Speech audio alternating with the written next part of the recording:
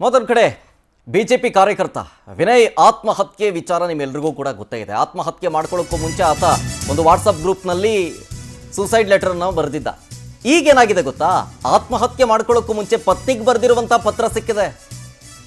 ಆ ಪತ್ರದಲ್ಲಿ ಪೊಲೀಸರ ಕಿರುಕುಳವೇ ಕಾರಣ ಅಂತ ಉಲ್ಲೇಖ ಮಾಡಿದ್ದಾನೆ. ಏನಂತ ಬರೆದಿದ್ದಾನೆ? ಕೋರ್ಟು ಸ್ಟೇ ಇದ್ದರೂ ಪೊಲೀಸರು ಮೇಲಿಂದ ಮೇಲೆ ಕರೆ ಮಾಡಿ ಬರೋದಕ್ಕೆ ನನಗೆ ಹೇಳ್ತಾ ಇದ್ದಾರೆ. ಮಗಳನ್ನ ನೀನು ಚೆನ್ನಾಗಿ ನೋಡ್ಕೋಬೇಕು, ಇದು ಕ್ಷಮಿಸುವ ತಪ್ಪಲ್ಲ. 2 ತಿಂಗಳಿಂದ ಮುಖದಲ್ಲಿ ನನಗೆ ನಗುವೇ ಇಲ್ಲ. ಕಿಡಿಗೇಡಿಗಳು ಅಂತ ಗ್ರೂಪ್ನಲ್ಲಿ ಮೆಸೇಜ್ಗಳನ್ನು ಮಾಡಲಾಗ್ತಾ ಇದೆ. ನಾನು ಎಷ್ಟೇ ಪ್ರಯತ್ನ ಪಟ್ಟರು ಅದೆಲ್ಲವನ್ನು ಕೂಡ ಮರೆಯೋದಕ್ಕೆ ಅದು ಮತ್ತೆ ಮತ್ತೆ ಮರುಕಳಿಸ್ತಾ ಇದೆ. ನಿನ್ನ ನಾನು ಪಡೆಯೋದಕ್ಕೆ ಪುಣ್ಯ ಮಾಡಿದ್ದೆ, ಕಷ್ಟ ಟೈಮ್ನಲ್ಲಿ ನೀನು ನನಗೆ ಬೆಂಬಲ ಕೊಟ್ಟಿದೀಯಾ.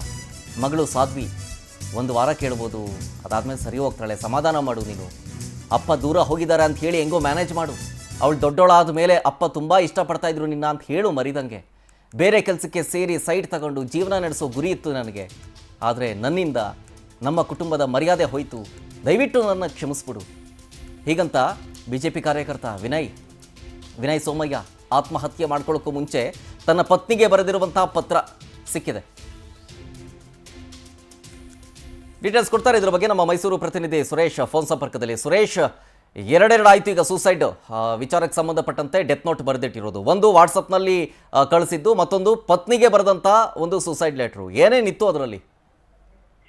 ಶರತ್, ನಿಜಕ್ಕೂ ಬಿಜೆಪಿ ಕಾರ್ಯಕರ್ತ ವಿನಯ್ ಸೋಮಯ್ಯ ಆತ್ಮಹತ್ಯೆ ಪ್ರಕರಣಕ್ಕೆ ಸಂಬಂಧಪಟ್ಟಂತೆ ನಿನ್ನೆಯಿಂದ ಕೊಡಗಿನಲ್ಲಿ ಆರೋಪ ಪ್ರತ್ಯಾರೋಪ ಜೊತೆಗೆ ಸಂಬಂಧಪಟ್ಟವರ ವಿರುದ್ಧ FIR ದಾಖಲು ಮಾಡಬೇಕು ಅನ್ನೋ ಒಂದು ಆಕ್ರೋಶ ಮೊಳಗ್ತಾ ಇದೆ. ಇದರ ನಡುವೆ ವಿನಯ್ ಸೋಮಯ್ಯ ತಮ್ಮ ಪತ್ನಿಗೆ ಬರೆದಿರುವಂತಹ ಭಾವನಾತ್ಮಕ ಪತ್ರವೊಂದು ಇದೀಗ ಪವರ್ ಟಿವಿಗೆ ಲಭ್ಯ ಆಗಿದೆ.